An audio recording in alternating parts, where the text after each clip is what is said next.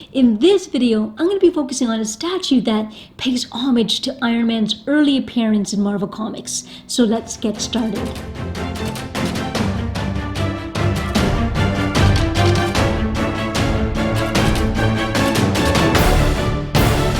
The character of Iron Man has grown his fan base by a huge margin ever since his first appearance in the Marvel Cinematic Universe, and of course that's resulted in a ton of merchandise featuring Robert Downey Jr.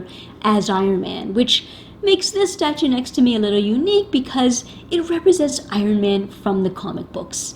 Hello, I'm Gina, and if you're familiar with XM Studios, then you probably know that this is their new quarter-scale classic Iron Man statue.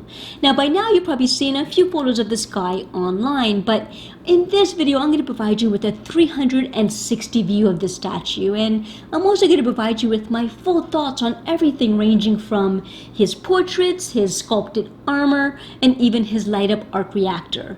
But first, as always, I'm going to begin with some background information. The development of XM's classic Iron Man statue spans close to 2 years, and during that time its design and pose was altered slightly. Now this of course is the final result, the final production piece, and compared to previous XM pieces, I would describe this pose as a bit more minimalistic. Now here you can see that Iron Man is clutching the mangled and twisted Ultron with one hand, and then his other arm is pointed upwards where his palm and repulsor is aimed directly at you. And for me, this is a classic pose for Iron Man, and in my opinion, it's picture perfect for this traditional statue. Now this quarter-scale Iron Man statue is the first by XM Studios to include a light-up feature, and it's the first to incorporate a battle-damaged facade. This statue is a throwback to Tony Stark's appearance in Marvel Comics, and to explain how, let's take a very quick look at Iron Man's early beginnings. This hero made his first appearance as Anthony Tony Stark in Marvel's Tales of Suspense number 39, published in March 1963.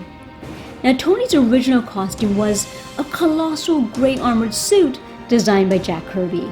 But later that same year, Iron Man's suit would be revamped by Steve Ditko. Now Steve Ditko made the armor more polished, and more notably, he gave Iron Man the now iconic red and gold colors. This is the suit that early fans of Iron Man would associate with Tony Stark.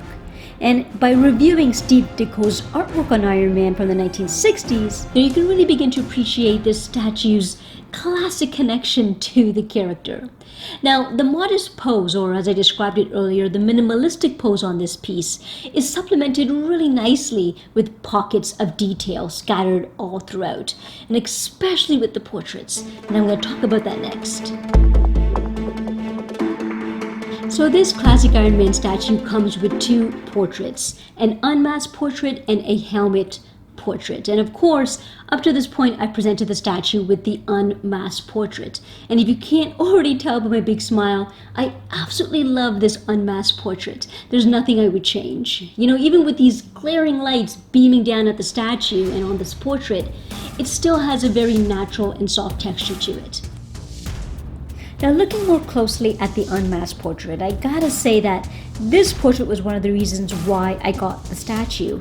Not only because of the skin texture, but also because the slick hairdo is Tony Stark straight out of the comic books, at least in my opinion. And you can see here how the piercing blue eyes really stand out. Now the irises I believe are decals, which doesn't really bother me. I think this has become an industry standard now. Okay, so shifting to the helmet portrait now. I have to be honest, I've never been a fan of this early version of Iron Man's helmet, but the way that the eyes and mouth are peeping through the faceplate came out way better than what I had seen in preview photos. And on this helmet, he has those same piercing blue eyes staring straight back at you. Okay, so now I've swapped out the portraits on my classic Iron Man so you can view the entire statue with the helmet on. And I want to direct your attention to how the metallic paint and battle scars on the helmet follows through down to the entire body armor. Now, this guy comes with 2 portraits, but he also comes with 2 swap out midsections. So coming up, I'm not only going to focus on the body armor, but I'm also going to point out the differences between these 2 swap out midsections. So for the most part, I think the statue stays true to Tony Stark's timeless body armor.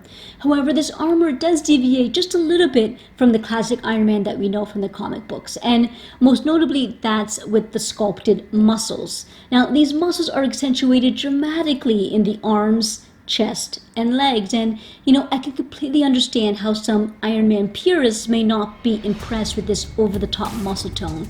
But for me personally, I think this design choice gives the armor a lot more depth and intensity, if you will.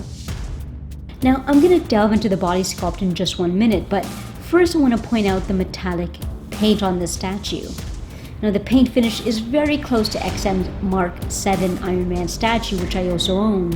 And what I found surprising when I unboxed him, I can still enjoy the sheen of Iron Man's suit despite the battle damage.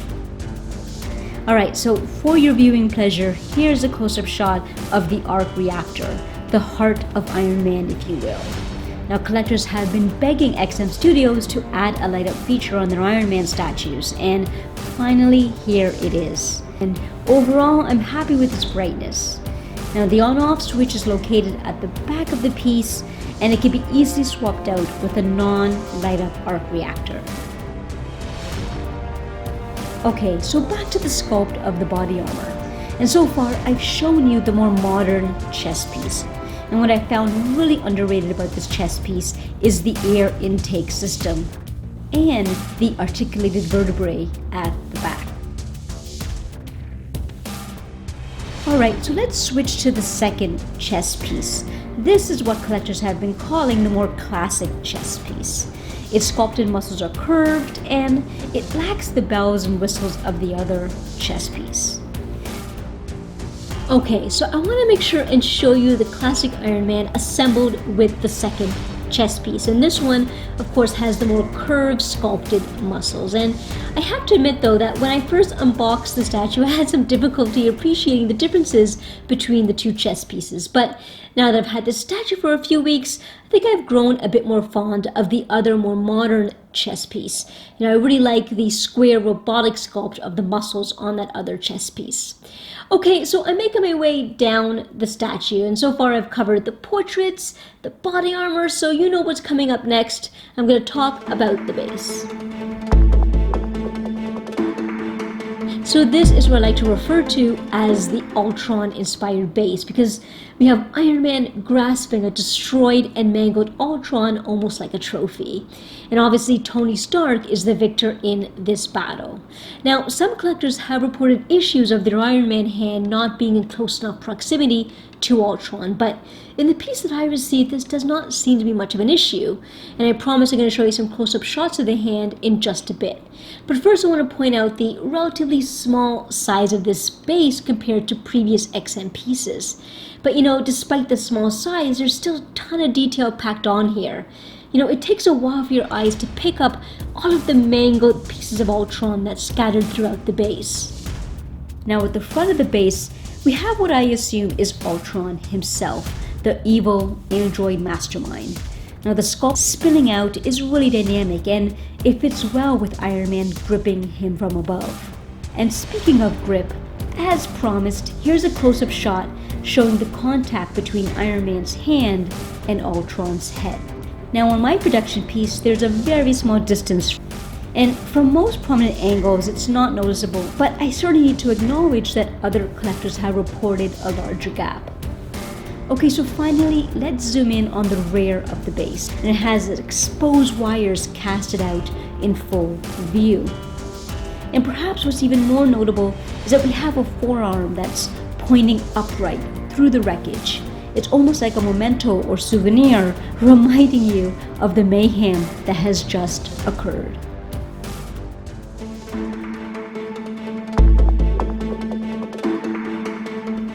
So to quickly conclude my thoughts on this classic Iron Man statue, I have to reiterate that, it's certainly designed for fans who appreciate Iron Man beyond the Marvel Cinematic Universe. In those films, we're used to seeing a more modern aerodynamic flight suit, but this statue features an Iron Man suit that was used way back when Tony Stark really needed it more as a suit of armor. So of course it's more simple and it lacks those cool gizmos and gadgets. Now what really drew me to this statue is that this more simple Iron Man suit has been enhanced through the sculpted muscles and metallic paint finish.